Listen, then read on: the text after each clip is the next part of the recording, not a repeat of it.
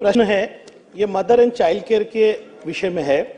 और अध्यक्ष महोदय, भिवंडी शहर में, भिवंडी शहर ग्रामीण मिला के 18 लाख पॉपुलेशन पे हमारे पास एक ही हॉस्पिटल है आईजीएम। उसके अंदर क्या व्यवस्था है मैं आपको लिखित स्वरूप में देता हूं। और ये बहुत ही कम व्यवस्था थी, इसलिए केंद्र शासन में 4 साल फॉलोअप करने के बाद mother and child care hospital हमको मिला। और जब mother and child care hospital मिला तो ये भिवंडी शहर का ड्रीम प्रोजेक्ट है। अध्यक्ष महोदय, मैं सम्मान्य मंत्री महोदय को डिपार्टमेंट की एक रिपोर्ट दूंगा। आपने उत्तर में क्या कहा है कि डेप्यूटी इंजीनियर ने एक सबमिशन किया, उसका उत्तर जिसको एग्जीक्यूटिव इंजीनियर ने एक्सेप्ट किया। जो दोषी है वही सबमिशन कर रहा है कि मैंने कोई गलती नहीं की। ये डिपार्टमेंट की रिपोर्ट क्या बता रही है कि ये टेंडर जो है 400 दिन का था। इस प्रोजेक्ट को 400 दिन में खत्म करना था। इसका डेट ऑफ वर्क ऑर्डर 29/02/24 था। आज 376 डे हो गए और डिपार्टमेंट कह रहा है कि 36% की प्रोग्रेस है, 36% की, 36%। और यहां पर उत्तर में कहा गया है कि हम जल्दी ये प्रोजेक्ट खत्म करेंगे 24 दिन में। क्या डिपार्टमेंट 74% काम कर पाएगा क्या? ये होने के बावजूद न किसी पे कार्रवाई, न कंत्राटक पर कोई कार्रवाई। उसके बाद मेरा कहना है अध्यक्ष महोदय, क्वालिटी की जहां तक बात है, मैं 2 बार इंस्पेक्शन कर चुका हूं और मेरा अपना एक्सपीरियंस है। अध्यक्ष महोदय, मंत्री महोदय ने मुझे परवानगी देना, मैं एमसीएचआई या क्रेडाई के माध्यम से इसका ऑडिट आपको करके देता हूं।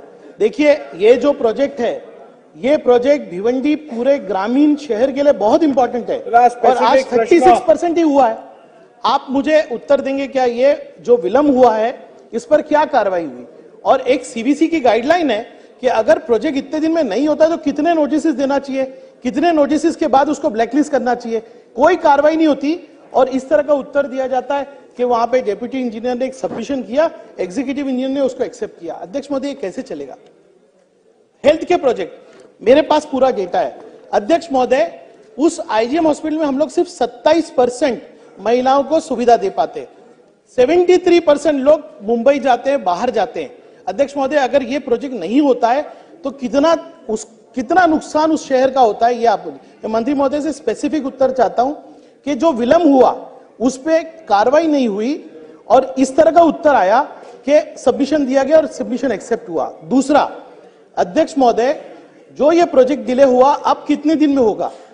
और जब आप कहेंगे कि नहीं हम इतने दिन में कर रहे हैं, ये सिविल का प्रोजेक्ट है, इसके साथ साथ उसकी इक्विपमेंट, उसके मैन पावर का प्रोजेक्ट भी होना, उसके टेंडर्स होना चाहिए।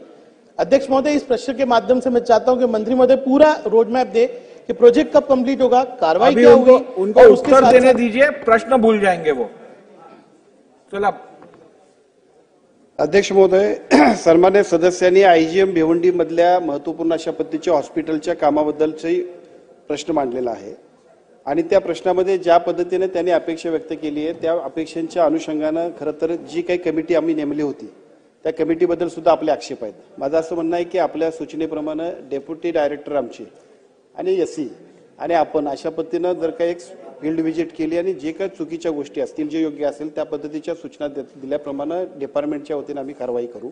अपेक्षित आपल्याला जे आहे तेच डिपार्टमेंटला आहे की काम चांगलं आणि दर्जेदार व्हायला पाहिजे, त्याच्यामध्ये कुठेही उणीव असू नये। त्यामुळे सुधारणा करून आपण निश्चितपणाने 1 महिन्याच्या आत हा रिपोर्ट आणि त्या रिपोर्ट प्रमाणे कारवाई करू। एक आणि दुसरं की एका बाजूला हे इमारत पूर्ण होण्यासाठी थोडासा उशीर झालाय, आता नोव्हेंबर पर्यंतचा कालावधी डिपार्टमेंटने दिलाय।